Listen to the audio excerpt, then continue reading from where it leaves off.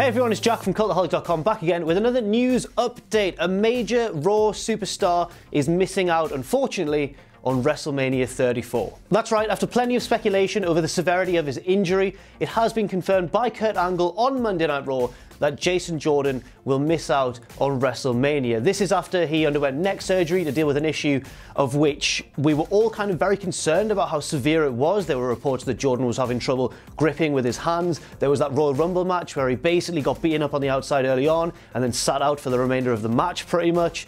And everyone was kind of worried. Then, of course, Jordan's wife took to Facebook and said the injury isn't that severe, he'll be back in no time. And now it looks as though this surgery, although reported by WWE as not very invasive surgery, will certainly be enough to keep him out for the next few months. He will miss out, unfortunately, and it's always sad to see, on WrestleMania. Now, the crowd at Monday Night Raw weren't too sympathetic about this. They cheered the news that he was going to miss out, which I found a little bit distasteful, a little bit harsh, but I guess on the positive side, it shows that this kind of sneaky, almost but not quite heel turn that WWE were planning for Jason Jordan was worth it. I mean, when he appeared on the 25th anniversary of Raw, on the Peep Show with Christian, the heat for Jordan was immense, and I think it put to rest any doubt that Jordan is still a babyface in WWE's eyes. They are pretty much planning on turning him heel.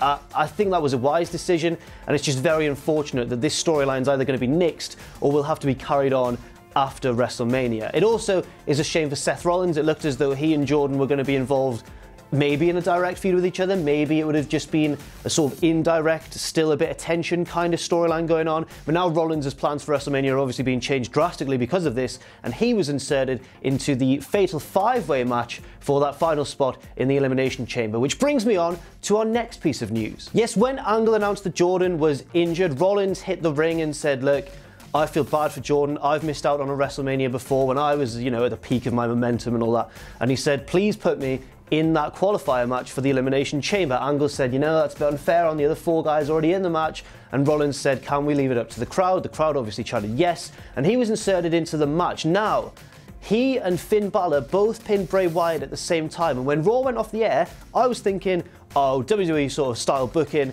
they'll wrestle each other on next week's Raw to decide that final place. That's not quite what happened. Instead, Angle took to Facebook Live after the show and said, you know what? They both won the match. It's going to be a 7-man Elimination Chamber, the first ever 7-man Elimination Chamber match. And I was thinking, how is this going to work? Like, are they going to build an extra pod?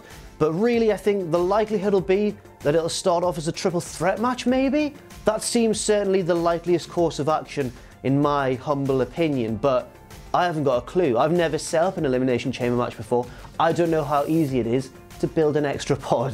But I think that the match will probably start as a triple threat, and we'll still have the 4 pods in either corner of the chamber. Now, online, many people pointed out that this whole booking decision could have been to cover a mistake by WWE when they accidentally put up and then quickly took down a photo on WWE.com before Raw saying, like, who's gonna win, the Elimination Chamber, and it had a picture of all the 5 lads already confirmed for the men's chamber match, and Balor as well, which would have implied, yeah, he's going to win the Fatal 4-Way match. Obviously, they put that up and then took it down and went, oh no, we've spotted the finish, let's get Rollins involved to keep people guessing, to stop it from being too predictable. I don't know how true that is or whether that is the reason that they made this booking decision, but it certainly does seem a little bit plausible. And finally, 2 quick little extra bits of news. First of all, Ivory is the next person confirmed for the WWE Hall of Fame class of 2018. She joins the Dudley Boys and Goldberg in that, which is already looking like a very strong class indeed. Ivory, fully deserved. Congratulations to her. She was one of the best women from a character point of view, certainly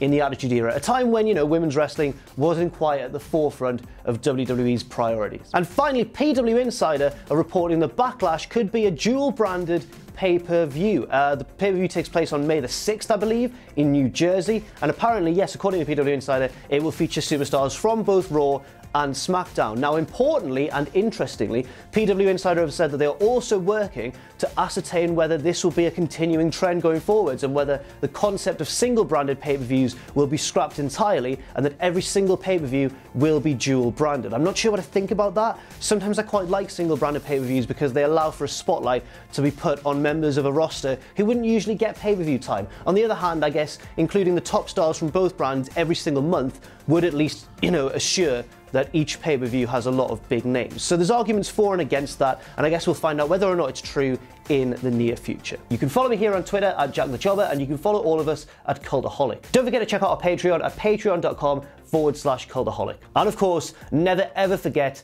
to join us.